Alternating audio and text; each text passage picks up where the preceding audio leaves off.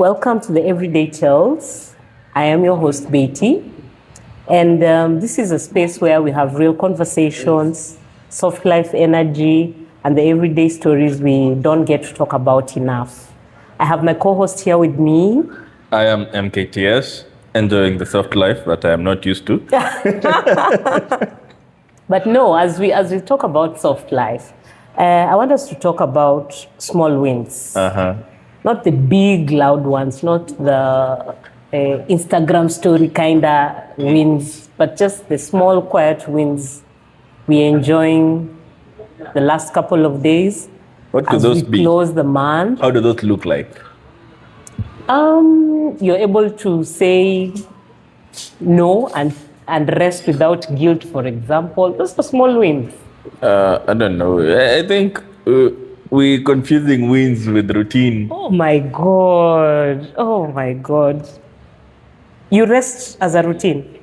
Yes, 6 to 7 hours you a day. You say no as a routine? Yes, that's my nature. If I'm not feeling it, I'll say no. No comment. But okay, just to bring this to context, we are trying to say we are looking into the small details of our everyday life. Those small hurrah moments. Yes, and just trying to appreciate what went well.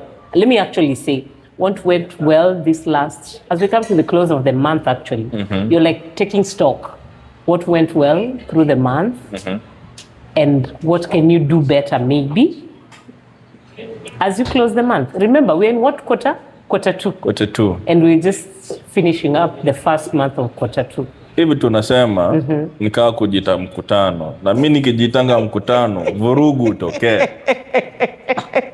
Ni mbaya hivyo. Vurugu lazima itatokea. Mikutano yangu imejaa ngori. There's always chaos. Hello. There's always chaos. Mikutano yangu yote imejaa ngori. What do you mean? Yeah, because I call to myself to account most of the time. It might not look like it, but I do. So, if you're talking about taking stock of the week, the month, nakaa chini unajembea hapa kuna move fulani nilimake na ni ufala. Alafu unaanza unajicall out, unajizushia. True. That's actually a win because not everybody is able to hold themselves accountable. And even not really hold themselves, but even be conscious to the fact that I need to do that. So even just being able to do that, I think that's a win. I think Slim akona win ingine. Slim, your win yako ilikuwa? My win is my shady. Sahi anaweza mafore. Hiyo ni big win bana. Small win, bro. Hiyo ni normal.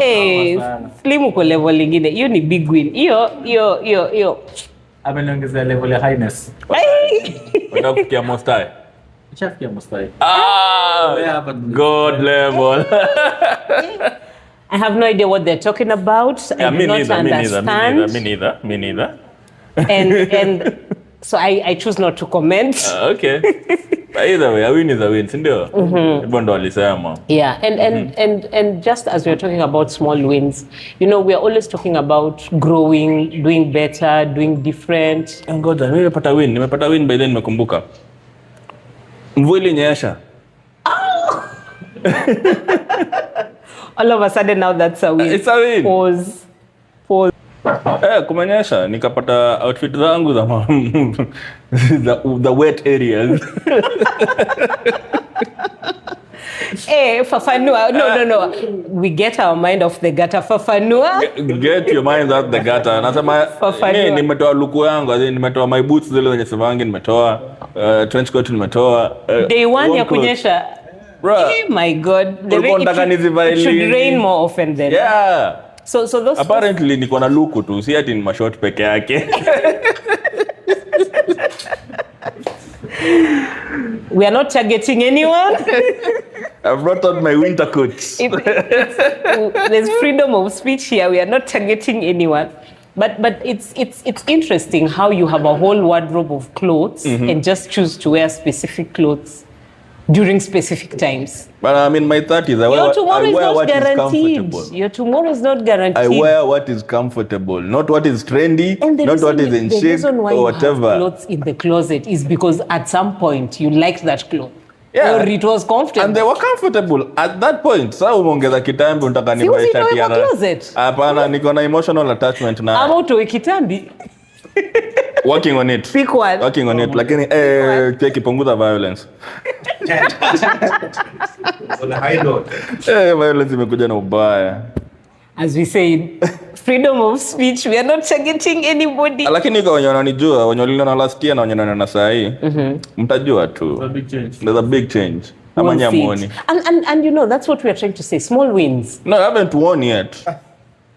growth, progress. No. So I think we also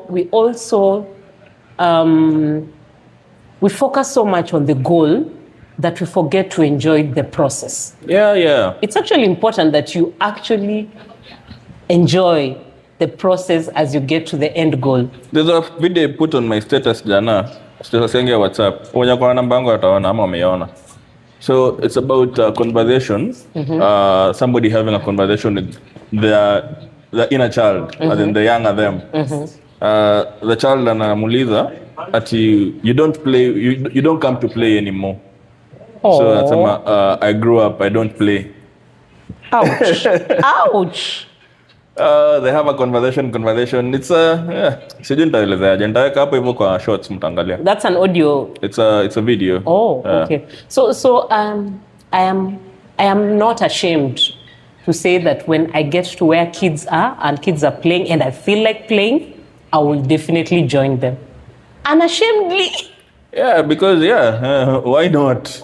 Not so many people can be able to do that. Apana, you see, if you can't relate na watoi, there's something it's that not is about fundamentally relating. wrong with you. It's not about relating. Some people feel, as you say, they're too grown to be doing certain things, or there's no place for them in the play field with the kids. Lakini pia kuna watoto watundu huwezi kuondoa kucheza nao kila saa.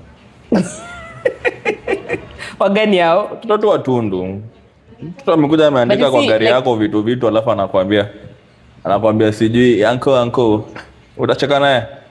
Bare. Choose the kids you play with also very well. Lakini shida kata mtoto ikao hiyo bare ni wewe jua pengine pia mzazi wake ana adabu kama mtoto wake. Yeah, so as I was saying about enjoying the process as you get to the end goal, that's what we call growth. Yes, and growth looks different for different people, you know. As you said, it could be your kitambi reducing by an inch. It's not that your bicep muscling increasing by up. 6. Not necessarily, or not. Sometimes you don't even notice it. Someone else is the one who gives you the. No, me I notice. You know why I notice? I rarely buy clothes. So niko na nguo za back hata 7 years ago.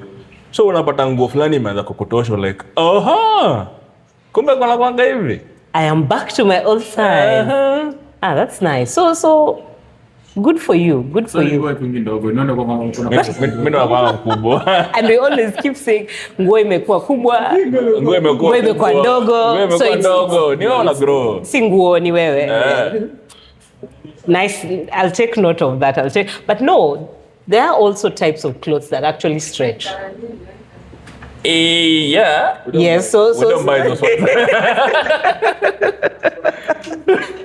Is that no comment. But it's beautiful to just, you know, have small wins. Have small wins, celebrate them and enjoy them.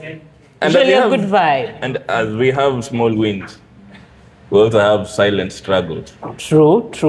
It's like the universe is trying to balance the plate. Yes. So, what exactly would you like to talk about around silent struggles? I know, as a country, What?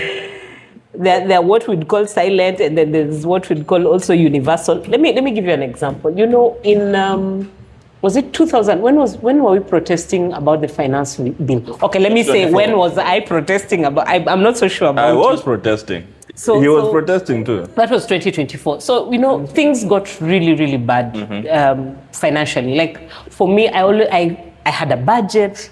I was you know, putting everything down, and I was tracking everything. But it still felt like it was a nightmare. Things were not like the budget wasn't budgeting. Let me say that. Did things ever get better from then? Yes and no. Okay, I know. Because mimi naona ni kama imekuwa downward spiral. Yeah, so financially, I know there's quite a number of people who are quietly struggling, and not in the fact that it's their fault. There are bits and pieces where I feel the systems have failed us, that we are now in that particular situation financially. I was having a convo with somebody juzi, akaniambia, it's very easy for people to say, oh, you're not working hard enough, oh, you're not using the using the avenues available to you to make money.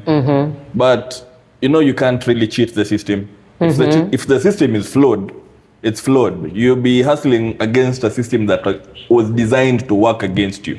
True. So you were asking, did the things get better? I think Kenyans found a way to work around it. In Like the we sense that, you probably got a second and a third job, or you got a side hustle and try to make ends meet, or you just adjusted. Simtulie.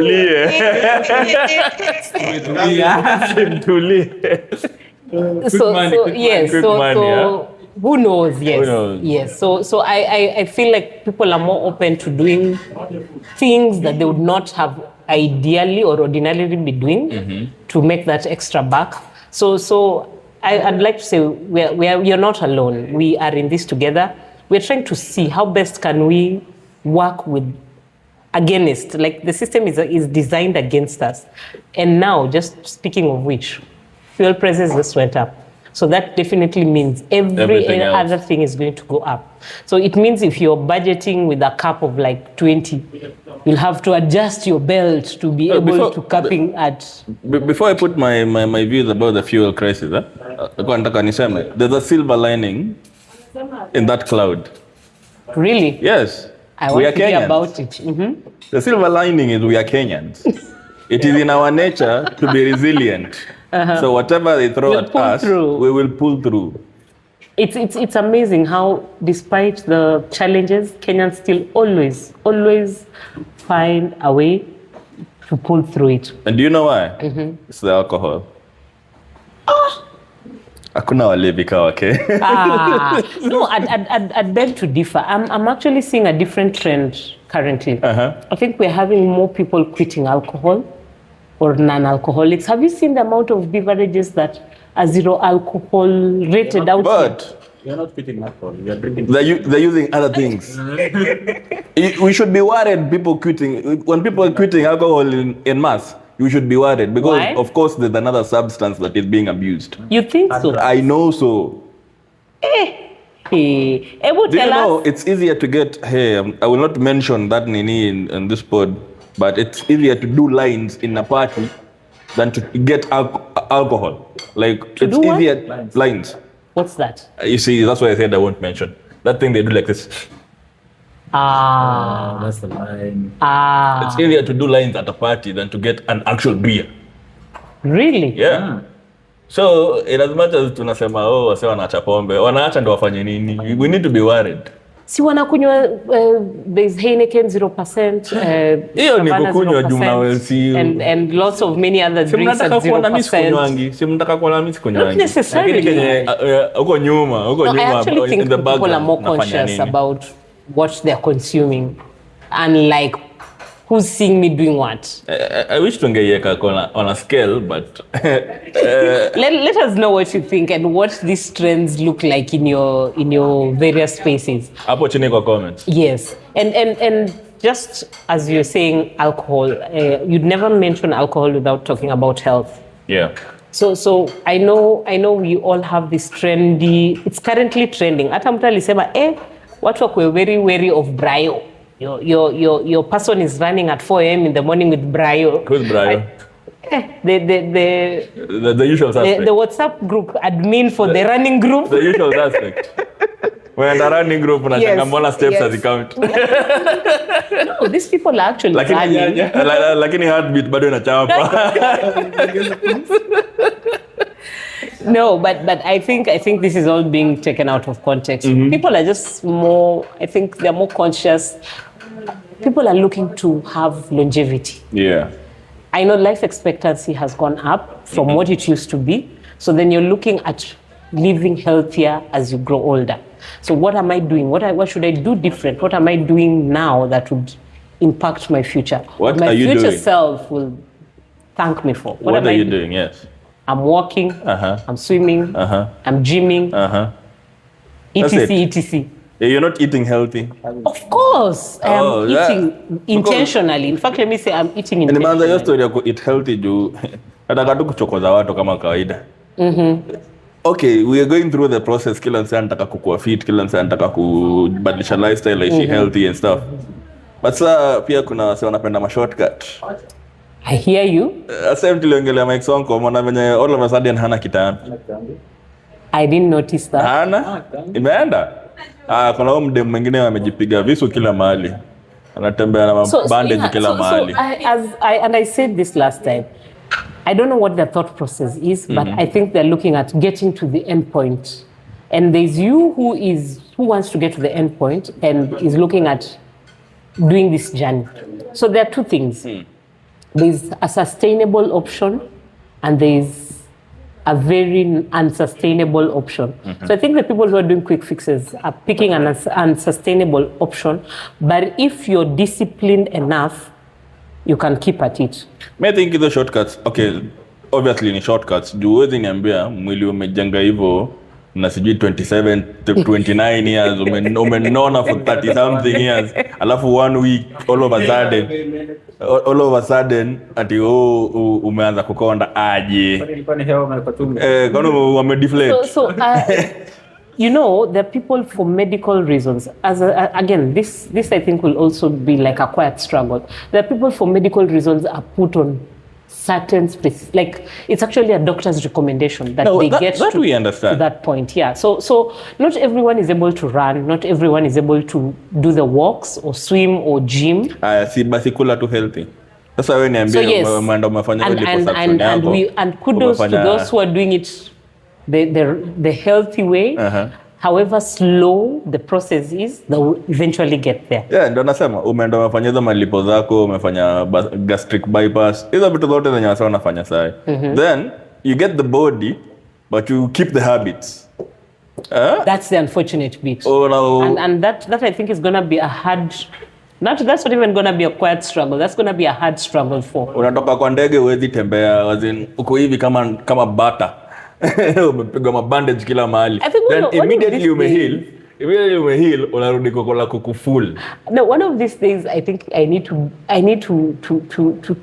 need to have a talk with someone who's gone through this or who's thought of doing this, so that we just hear also their school of thought. Unajua, okay, just because you sin differently doesn't mean your sin is different from mine, you know. It's not about sinning. It's important sometimes to just hear them. It's a bit by the ni plain as plain as it is. Wewe ume fat ya 29 years na 3 days.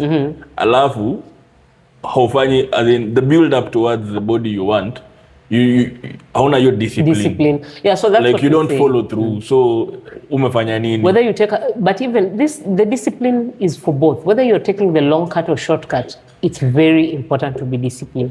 That's the only way you stay on course.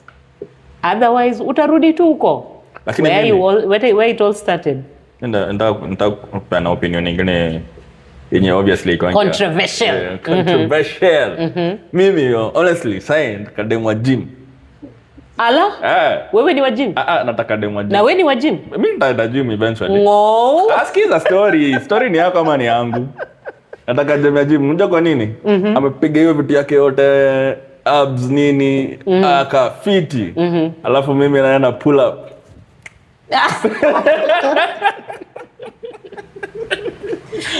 No way. Natoa hiyo progress na siku moja. No way. What do you mean? Okay, pull up. What do you mean? Asi unapoteza gym for 9 months. Okay. Okay. I am slow like that. No, but you see, that's where you miss it.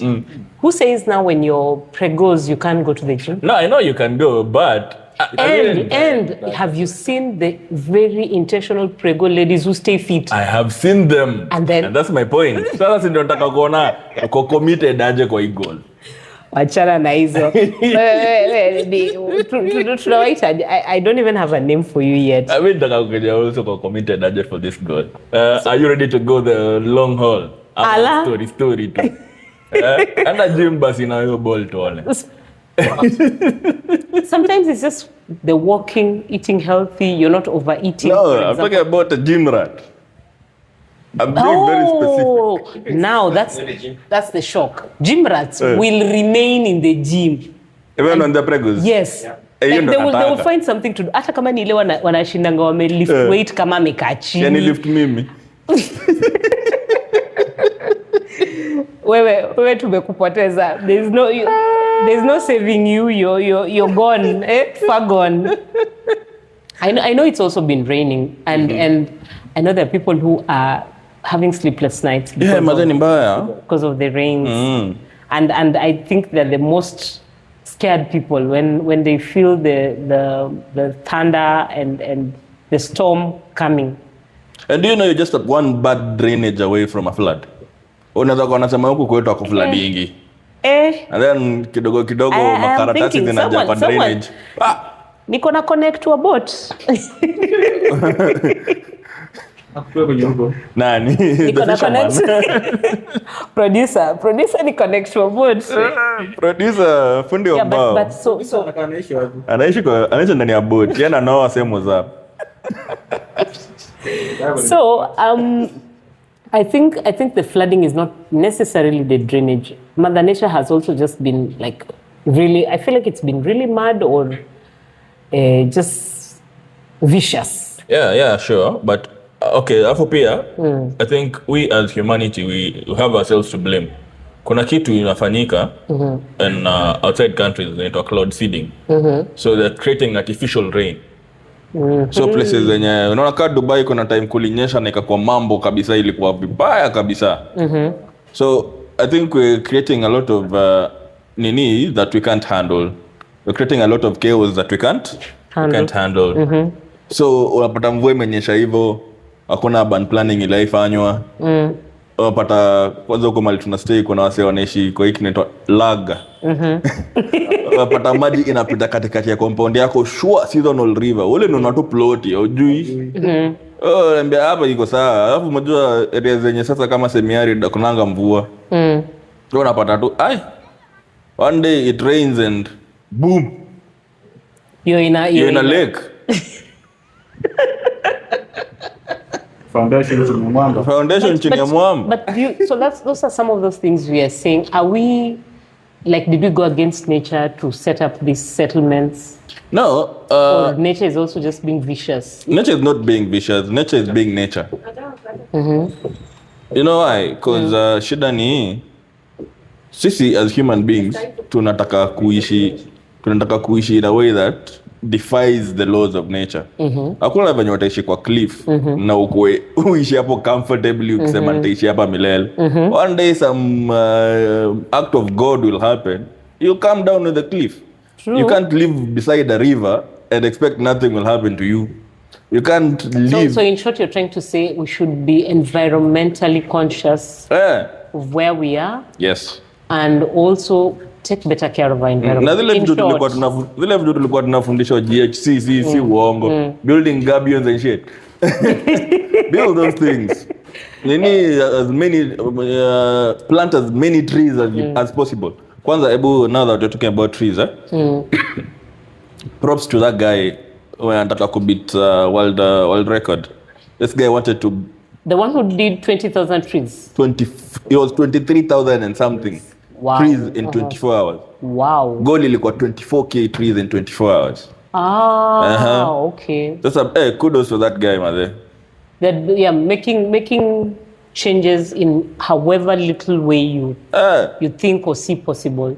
Kwanza by the way, mi nakwanga na idea fulani nasema that day when I ever get married. Tulia. Nasema mi nikikuwa na event kayo. Mi sitaki hizi gift zenye mnapeanga wase. Mi nikuje na an indigenous tree. Interesting. Yeah. But that's very environment friendly. Yeah, kuja na indigenous tree. So At least You know, nitakuwa recently- naangalia mtu nasema hii slim a alikuja nayo. year or Hii two bet ago, alikuja nayo. a year or two ago, we had a national tree planting holiday. Did you do something? I planted like 100. Trees? Yes. Oh, good. And how are they doing at 2 years down the They're line? thriving. Really? Yes. You should send photos. I'll take it to my Photos place, and you see. Send them to us. I didn't plant as many, but I did plant a few, and they're doing really well. And it just about 2 weeks ago, I was out in the farm seeing them, and I thought to myself, I actually should have done more. Yeah. So yeah, that's probably a call, as we say. My goal be is more to- conscious. My goal is to make my home a forest. Nice, very well. So as we talk about quiet struggles, so we are saying you're not alone. We are here with you. If Tuko na you've been wewe. holding it together, if you've been pushing through without saying much, there's a reminder that you're not alone in that. If you need a coping mechanism. Yes, and this is and we are also creating the space for quiet struggles. And as we say, just the celebrating the small wins allows you to do what? Get through the quiet struggles. Yes. Some good news. What's good? What's the good news happening around us? Walisema tutafika Kisumu. Hapa ni wapi? Hapa ni wapi? That was something. That was Uliona venye something. wase walizunguka hiyo area. Those guys it was like the journey of Canaan. I told you, and I will still say this, there's no official opposition, But there's an opposition. right? And everyone feels like people are saying everyone is pro-government. So anyone who is questioning the government system or the government itself is a breath of fresh air. Yeah. And I think for Kisumu, unajua since Baba died, akuja kuwa na like heated, ambitious or let me say gathering. Actually, tangu funeral ya Baba, hakuja kuwa na anything. Kisumu people have energy. They're always like they're always on. So you didn't see what happened in Kisumu? No, see, I'm getting to that. Okay. I'm saying Kisumu people are always build on, up, eh? but they've never had since Baba's death. In fact, I think since Baba died, there's nothing good that has happened in that magnitude in a long time. And I felt Sifuna going to Baba's grave just before he went to Kisumu was somehow symbolic. Kuamsha majuogi. or as he says, get his blessings to do that. So I think Kisumu felt a bit vibrant. They felt like they're fighting for a cause. Because I think all along they've always felt like the rest of the country depends on their energy Yes. to ride on, you know. And I think this was them showing up and saying, we are still alive, But and we are here. The build-up tension before the actual rally, was it really necessary?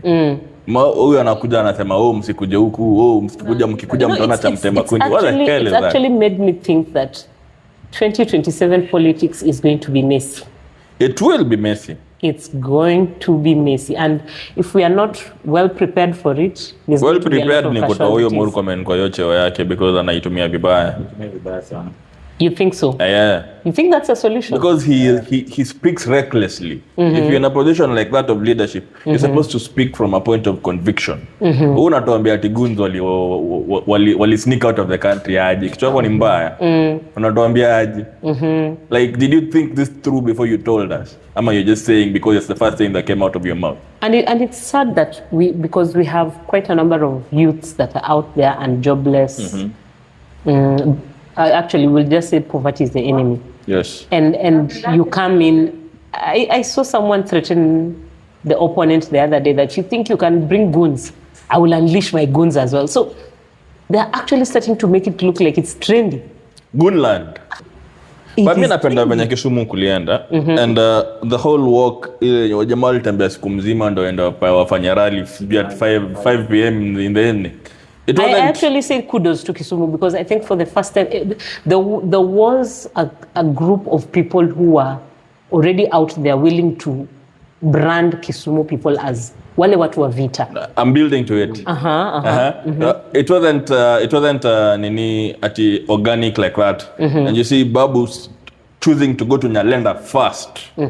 That was symbolic. You know, he was born and raised in Yes, ndo nakwambia it was symbolic. Kwanza wazunguka wakitafuta church ya kusela idea wakashindwa.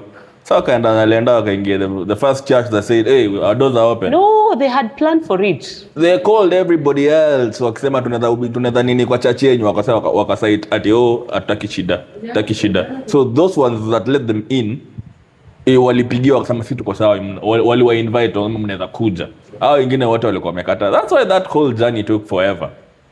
So hiyo kwenda Nyalenda, kuenda church Nyalenda, kutembea kwa ground. Yo jamaa alishukishwa kwa gari akaeka kwa mabega. Hiyo ni kuonyesha watu. Huyu ni kijana wetu, Huyo ndo venye sisi tunatambua. And you see, they went to Nyalenda, then they came back to Kondele. Why? Mbona hawakuanza na Kolenda? Kondele inaitwangaje? Gaza. Sio nakuuliza, mbona hawakuanza na Kondele ndo waende Nyalenda? It's because Babu needed his hometown support. Ndo in case anything happens in Kondele, they are prepared. From Nyalenda. Yes. So hii yote ilikuwa strategy. Na kuna wase walitolewa teke by the uliona? Worked well. So Babu alikuja na mbugi yake. The best news that could come from this whole point is that if Kisumu, peace can prevail in Kisumu, more so in Kondele, who are you to be unleashing goons? And if police coexisted with what we would call them fellow Kenyans on the streets, and this was pretty peaceful, I think we should borrow a leaf as we go forward. So actually, that's not a small win. Let's keep it peaceful. Let's keep it peaceful. That's one big win. Mother peace ili prevail. Na I think moving forward, hizo marali zote za linda wananchi, linda ground, linda whatever, they go to peaceful, because at the end of the day, wase wana fight ni it actually felt and resonated with their whole name. Yes. Linda Mwananchi. Mwananchi alilindwa. Very well. Mwananchi alilindwa. Any other good thing happening around? Okay, I'll start with the negative side of it. Allah, we're talking about good things. It's a good thing, but it has a negative side. Imagine KRA taking 18 million of your money, hard-earned money. Is that even confirmed yet? I would advise him to open, what do they say, Cayman Islands account? Offshore account. Sebastian Sawe. Yes. We are proud to be associated by you. But did you see how Adidas got paid? Yeah, man. No lasers, no pacemakers, just Adidas. Yeah. If it was my brand and I just wanted brand like visibility, I'd do the same. No, just celebrating Sebastian is enough. You didn't. We know Nike was supporting Kipchoge. Yes. And for him to have done the first under 2 minutes, there was all this setup. How long ago was that? A couple of years back. 159. Yes, that was a couple of years back. And I think, as much as Adidas will at chest stamping right now, it took Nike to try that, to show the rest of the world that this was a possibility. By me, so yes, it's a win for all of them. If I could give my opinion on Adidas, I'd say they're puny. Senior, they're the same guys when you only drop Kanye West after MMX anti-Semitic statements. Showbiz is tricky. And you see, if Adidas wouldn't be Adidas if it was not for Kanye West. Really? Yeah. Kanye West ndio aliwaplug kwanza. Yeye ndio alikatengeneza sijima hizo mabiatu zake zenye kanga vibaya. Hizo viatu baadhi wanayo wanavanga viatu za Kanye West honestly. At some point they were dying off, by the way, in terms of their coverage. Yeezys are still very popular. Monadi kuna slides. Those things are ugly. Lakini wase wanazipenda. Thank you for saying that. I agree. They are very ugly. Kama maflota. Maflota zimeenda shule. They are very ugly. I would not. Lakini akabaya. Alafu sijui unapata sijui ni. Alafu kuna ile boot fulani ile na kagambut ile red. Those shoes. Anyway. That guy makes shoes. I never understand some of these things celebrities wear as fashion. I am not a fashionista, so I will keep my comments to myself. Brand loyalty. Speaking of celebrities, it's actually a good thing that Kenya is trending for good things with Sawe on the global scene. Yes. We've been trending sometimes for very bad things. Ulisikia Prezo alisema English yetu imefanyikaje? English yetu ilikuwa better than Nigerians. Alafu wa Nigerians wakajam. And I don't think it's something to really be like proud of. It's not our language. It's not our native language. No, but yeah, we could be proud of, because unaonanga zile mavita zetu na wati Z. You just had to. Ni norm. Noma sana. But so what's happening on the entertainment? It's negative. Wasa wanaachana, watu wana complain mabibi zao. But mnajuanga entertainers pia ni binadamu? Ni binadamu. Tunaelewa. Tunaelewa, lakini you see, my take. I wouldn't be so invested in your biashara if you didn't put it in my face. True. Akola venye mtaenda muolewe huko tupigie mapicha mkwe talk of the town for a whole week. Alafu mwenye mmekasirishana huko anaanza kutuambia venye bwana wako time ulikuwa mgonjwa alikuwa anakupigia simu au umtumie doza tokens. Showbiz. Hiyo inatuhusu na nini? Showbiz. But you see, ati mzaya alikuwa anamwambia ni aje babe, tokens zimeisha na kwa ICU na sina doa mzinga, nafanya niende nikana maboys jioni nikate mzinga. Na dema kwa ICU ana fight for his life, for her life. But that also just goes to show you, I think as humans, we don't really get to know. We don't get to know each other well before we settle down. People say through sickness and health and all good and bad times, but kwanza hizi relationships za Nairobi ni through vibes, good times, bills being paid. Lakini wakati ikikuja to the real, it gets down to character, to the actual, it demands for you to be there, your presence. Unajua you're privileged kuongea hivyo, juu wewe ujue wase wengine wana link up juu ya nini. No, I'm just saying as a person, I would definitely so me I'd subscribe to whatever you're saying, but you see kwa ground wase wanaolewa ndio wasilipe rent. Wanaolewa ndio wasishinde wasishinde ati wamepika. Me honestly, by the way, ukisikia nimeoa ukisikia nimeoa ni juu sipendi kuosha vyombo. Sasa no, for convenience man. So kwa hapa hivyo tupatia values na usao kwa hapa vibes. So unasema nini? Noma. So in short, if you get married for the wrong reasons, utachomeka. See, obvious. Lazima utaband. Dust ni constant. Speaking of dust ni constant, we ati njugushrad.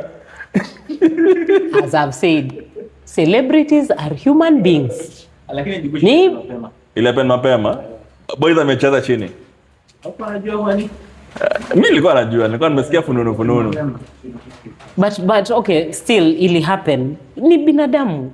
Wanasema dem ndo cheat. Ndio maana boys amenyamaza history yote. Na tena ilikuwa brayo. Uongo. Sasa nails. Okay. Anamunda nails akimnail. Sasa mtu sio dem alisema type ya mtu anataka ako na beards, ako na body. Anakafiti. So mkazoom tu mkaona huyo ndio mse. Ndio mse. Ala. Nail tech. Moja pia producer wetu ni nail tech. Ogopa ma nail tech. Dangerous. They will nail you on the cross. Now that you're talking about tea. Vera Sidika ako wapi? Ako sijui ni Maldives ama ako sehemu za kituristi. Anapumzika peke yake na nini? Na baba wengi. Baba wengi kwa kizungu. Furthermore. But they denied those allegations. Lakini si nini? Tumejua kwani it's happening right now. But I've always thought Vera is still making money. Yeah, she's making money. She's made money. With baba wengi by her side. Yeah. Sasa shida unajua you as a woman, and I keep telling this to my female friends. Umefika 35, hauna mtu. Believe you me, forget about it. Unaenda kubaki wewe sio unatafuta kajenzika na akaseka kwa Wanga.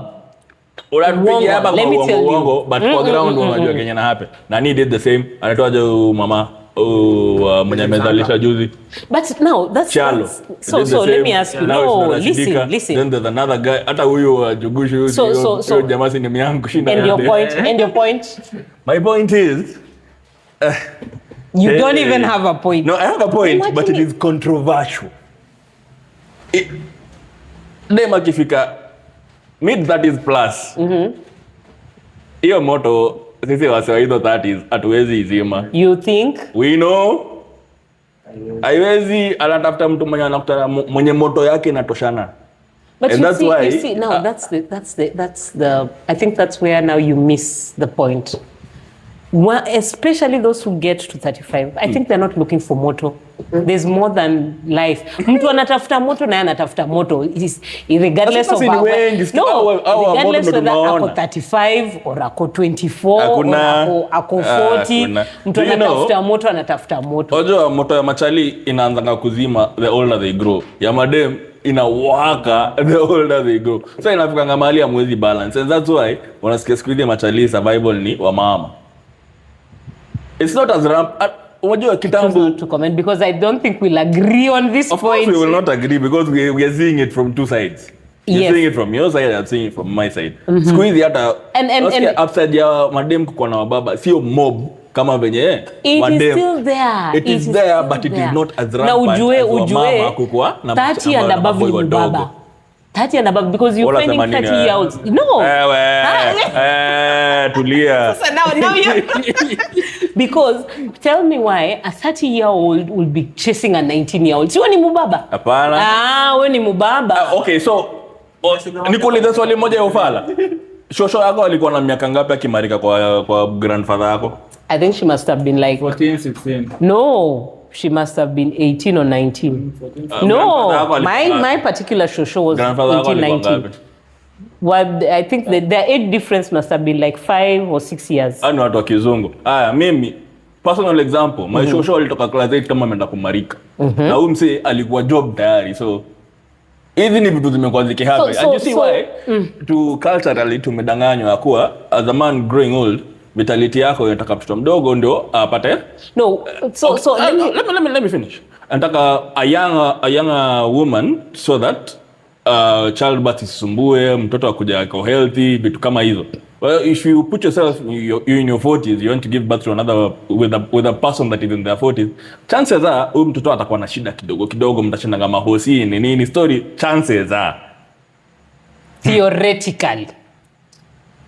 Continue. We are having issues with people. So reproductive health, let me talk about this briefly. Reproductive health is currently a challenge. And it is a challenge across all ages. It does not matter whether you're young, you're old, you're in between. It is a challenge for all ages. Hatukatai. Hiyo ni story for another day. Hatukatai. Lakini sasa hapo kwa story ya moto, so unaona? Hapana. Sikiza. Kwani ma celebrity wangapi wazae wako kwa industry na tujuma bibi zao na tujesikia story zao na mademu wadogo? What? Ma celebrity ama ma public figure wenye ni wazae maybe in their 40s in the Jimmy Gathu. Maina Kageni. But you know. No, let me learn. Say wote. Amjai yapata kwa scandal na mademu wadogo. But that's what I'm saying. The people who are actually honorable. No, they are in the limelight. Yes, they're in the limelight. Let me learn. Ujaya pata kwa scandal na msee wote ati mademu wadogo nyinyi wamepata kwa BNB sijui wapi. But our madem wenye wako kwa the limelight tunawaona wakifanya hizi story. But see what like let me listen. No, I feel like this is bias. No, this is bias.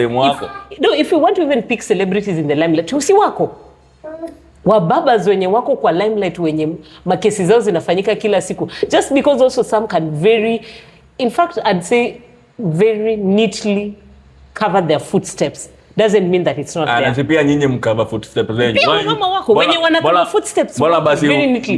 Mbona wanatoka kwa boat mahali amekalia mabalu. They always say this thing. Advising a man with money and a woman in love is the most difficult thing ever. Women once they fall in love, utamadvice nini? Aweke chini ya maji aje na ko in love. Ala. Utamwambia nini? Love. Utamwambia Betty Kialo has just welcomed a new baby. Hatulali, hatupumui. She is. Oh, okay. Basi love ni change maana siku hizi. So in short you're trying to say GLE. Wewe zako na do. Bana. Love is in there. Na si do peke yake. Obviously si do peke yake. Anyway. But also tukipiga hizo story za wababa na wamama ni nini? Tukipiga hizo story za wababa na wamama na hizo story Speak for yourself. Also inafaa tukue rada sana because chances za kuwa infected pia zina rise. True. Yeah, inafaa tukue rada sana with who we share our beds with because nimeona hizo numbers na sijafurahia. 63%. So which numbers are we talking about here? New infections. HIV infections. Yes. Okay. So in a town like Lodwar, unapata numbers may increase by or there are 13%. So do you think this is as a result of better data capture or is it an actual increase? It could be both. But you see, if it's better data capture, we're building on a number that was already there, you get? Yeah, so maybe now, when the data systems are working better, you're able to, if for example, 20 people were sick, but you only captured 5, and then you come with better working systems, and now you're able to capture all 20. Do you classify that as an increased number or just better working data systems? You see, that's the same coin, but with two sides. So we have better data capture methods, but that doesn't mean prevalence ya HIV haijakuwa ikirise pia. True. So either way unaweza sema data imekuwa better but also the prevalence has gone up. So we keep an eye on it to see how things turn out. But the beauty about it though, I don't know if it's the beauty, the infections the mother to child have decreased. Oh, okay. Yeah. So that means the interventions that have been put in place for this specific group. So where are we seeing the increase in the infections? In the manner, that's why I wanted to get at. It's the youth from age 17 to 25. And you know, that's not even a particular isolation for Turkana only. I think it's a Kenyan and global thing. Yeah. So I feel like there's a little more, the focus needs to shift to the younger generation. I feel probably health education, probably some of these peer education programs that were running. I remember when we were younger, we had quite very impactful peer education programs that were running that would really advocate. From my view, I don't think it's a matter of this age group not knowing exactly what is happening. No, not knowing. They're vulnerable. Sure, but unapata PEP ni free, P2 ni 200. Huyu mse from a night out ana prefer kwenda kununua P2. You get? I hear you. But si ati hajui. So probably that's what I'm saying. We should look at how do we make PEP more available, or how do we enable them? I know there are quite a number of measures that have been put. I know for PrEP and PEP, there's a few other products that have even come into the market that are even longer lasting. Because I now hear there's a PrEP, is it a PrEP that's 6 months long? So I think with these products in the market and proper focus on advocacy and peer education, it should go a long way. Like it should make some milestone in the prevention of HIV cases. I think that is something the parties involved need to take a keener look at and come up with those interventions. But generally, I think say wanajua, they just choose not to. People are living dangerously, and you can see. And from that as a fact, ndivyo tunafanyanga hadi mimi siku hizi siendangi club ovyo. Mambo ni moto. But I think and that's the kind of advocacy we are trying to say. Let's not normalize. Like I think for P2 to get to a point where P2 is more popular than PEP, I think it's what the society has normalized. And we're doing wrong as a country. Yeah, so we just need better advocacy around this and not really better interventions, like a more focused intervention on that particular group. I think we've touched on everything and anything. Ama, did I forget something? No, we'll do it on the next pod. And that has been our... Just a reminder. Okay. Life isn't only in the big milestone. Sometimes the struggles, quiet struggles, the small wins, the lessons we also don't talk about in our everyday lives. And if this episode resonated with you, share it with someone who might need it. A friend, a colleague, or even that one person that is silently going through something. We are trying to create a space where we can thrive. We are trying to make stories that are more relatable. And we're also trying to touch on topics that affect each and every one of us in one way or another. Hey, Betty with the quotes. How come you quotes? No, that was just... I came... From the heart. I came very unprepared for this podcast again. It's clear I came very unprepared. No, we are always saying we are on everyday tales, right? Yeah. And that just means we talk about... everything and anything. What we go through. I don't talk about what I go through on the podcast. Anyway, guys, like, share, subscribe, hit us up on Instagram, Facebook, YouTube, TikTok. And until next time, this has been Everyday Tales with MKTS and Betty and Slim.